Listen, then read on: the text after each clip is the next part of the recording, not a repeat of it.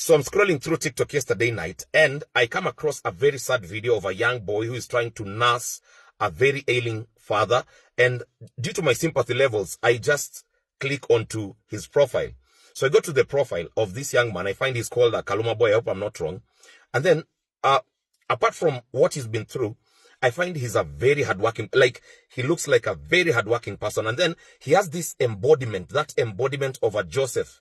You know, Joseph, somebody who is able to save a family from a certain famine, yeah.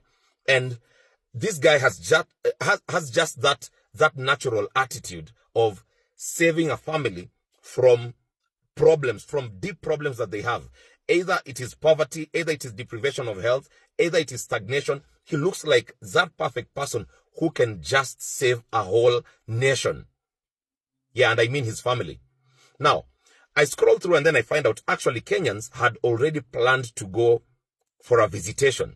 And, you know, this reminds me of a certain, again, let me continue going scripture-wise, because this is a very defining moment at the life of this young man. So, do you know, even in the Bible, we never know when Jesus turned water into wine in that wedding in Cana of Galilee. We don't know the people who are wedding. Why? It means even if you are a nobody, God can visit you anytime. And this is the Kaluma Boy situation. And I know tomorrow, that is on Sunday, the visitation is going to be massive. It is going to be televised. It is going to be massive. And I even hear that they have booked a field somewhere just near their home. Why? Because it is the moment where Kenyans have come together and they are saving this young boy out of this situation that he has been in. This young boy has really gone through a lot. And of course, I understand most of the people who even are coming there are people who maybe have lost a parent before. And they don't want that to happen to this young man. Why? Because some of us who have lost a parent before, we understand what comes with that. And nobody should ever go through that, especially when you are as young as this boy who is called Kaluma Boy. Now, just not to deviate from the main topic or the main issue here is, I have seen there are so many meeting points. I don't know which one is which, but in whatsoever meeting point you will find yourself in, by the way, go there with some prayer in your heart. You go with some prayer to Useme, I am going not as a matter of excitement. You are going there so that the father can get healed. Because the reason as to why I like this initiative that Kenyans have undertaken, it has not been, you know, intercepted or infiltrated by any politician. It has been organized by Kenyan people themselves. And this is a very good initiative. And, you know, let me not politicize this, but I'll go there a little bit, because many nationals, foreign nationals, when they come here, they find a very divided nation, and that is why they take advantage of us. But this, what Kenyans are doing to this guy called Kaluma Boy, should actually be at a spiritual angle. That if we go there, or people are going there, you go by saying, let God heal the father of this Kaluma, because that father, unaona hii blessing yenye Kaluma anapata hii, huyo baba yake ndo ameishikilia hivi. Huyo baba yake ndo ameishikilia hivi. And people will be more than happy to know that they were part of healing of the father of Kaluma Boy. Kaluma Boy, healing to your father. Amen. TikTok community. What no man can do, TikTok community can do. By the way, we are not limiting God here. God is unlimited and limitless and everything. He can go beyond what the TikTok community is doing for this guy called Kaluma Boy. By the way, Kaluma Boy, thank you so much for the personal invite. Nimeipokea. But now listen to this. TikTok community. Kaluma Boy, if you are driving, Kaluma Boy has given a directional notice. And he has said this, that, by the way, you guys, kama mnaweza kutana Othaya town, because you're going to a place called Ngaru. So you know Ngaru? Oh, I don't know it, but I think most of you who are good drivers out here, or personal people out here who have explored the ends of past Nairobi, you know Ngaru. So he said, but that guy is very bright. He said he's gonna put some marker from Othaya town. There is a direction you should follow, and he will be putting some markers on that direction. And tutakuwa tunaenda kama msafara. Watu watakuwa wanaenda kama msafara. And guys, let me tell you, tomorrow is a very, very unifying day. Why? Because Kenyans have now found a way of coming together. Now, what you didn't know is this guy who is called Kaluma Boy represents people who have been really oppressed over some time. I'm not saying by the government, I'm just saying by life circumstances. And because everybody in life has like had that kind of a circumstance, they're like, no, this is a young boy.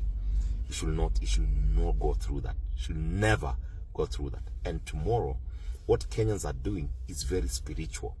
They're like, this cycle of being divided ends today. It does end today. Oh, by the way, it ends tomorrow with Kaluma Boy. And guys, TikTok community, what no man can do, the TikTok community can come together and do it. Tukieka Mungu wapi mbele. Kaluma Boy, tomorrow, everything God ameshai kuandikia, most of it is coming to, and even more is coming tomorrow. Hello guys, now that this is my first time kuacha shughuli zangu na niende ni support my fellow TikToker, tafadhali mimi naomba tu hivi, na najua hii ni ombi la kila mtu. Kesho natoka hapa tunaenda kusupport Kaluma Boy. Hii ndio ombi langu. Huyo boys tunapoenda kumchangia, mtu asiweke tamaa hapo waanze kudhulumu kijana.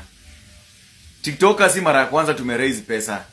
After kitu kama ime happen, baadaye unaanza kuona dramas, unapata hata pesa mmechanga haikupatiwa mwenye alikuwa na usika kupatiwa, inaanza kutokea story mingi. Tafadhali, wewe kijana taribu pesa ama ataharibu, wacheni hiyo do iende kwa kijana. Kama alikuwa na uwezo wa kutunza baba yake na kumpeleka clinic, sidhani kama kijana ni akona akili duanzi. Tusifike hiyo siku watu wachange do ya maana, alafu after hiyo event imeisha, tuanze kusikia ma story mnaanza kusema oh, ile siku kulikuwa na pay bill na mara zio pay bill fulani ndiye alikuwa na anaandolizo do, sasa hakuna do fulani, sijui nini bla bla bla. No. Msiko mnangoja vitu kama hizi zinatokea, mnateka advantage, mnataka kwenda kukulia hapo. Ukijana changi hizo do, tafadhali muona kitu kijana amekuwa kipitia, hizo do acha ziende zimsaidie. Sijui whoever mwenye amesimamia mchango, but kama wewe unajua uko one of the people mmesimamia mchango, msije mkadhulumu kijana. Na mkidhubutu, I just want to record this for future reference. Mimi nitaroga mtu. Mimi nitaroga mtu, sikudanganye. Mkijaribu kwenda kudhulumu kijana, pesa zake mmange, nitaroga mtu for free. Nataka kesho kila mtu, kuna watu wanatoka Mombasa, kuna watu wanatoka Kisumu. Nimeona kuna watu wanasema sio wanatoka wapi. Watu wanaenda wasupport kijana. Sasa imagine after tumemaliza kusupport, next week tuanze kusikia story, oh mara do ilichangwa pesa fulani, kijana akapata pesa fulani. Hiyo puzi tulimaliza last year. Kijana wacha twende tumsupport kwa roho moja, asaidike.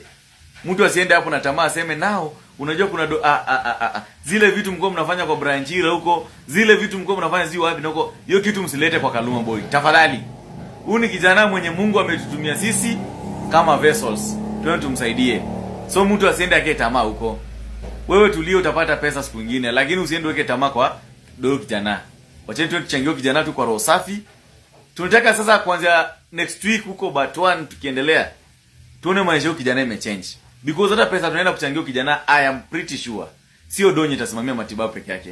It is a lifetime changing. Hii lazima itachange maisha yake.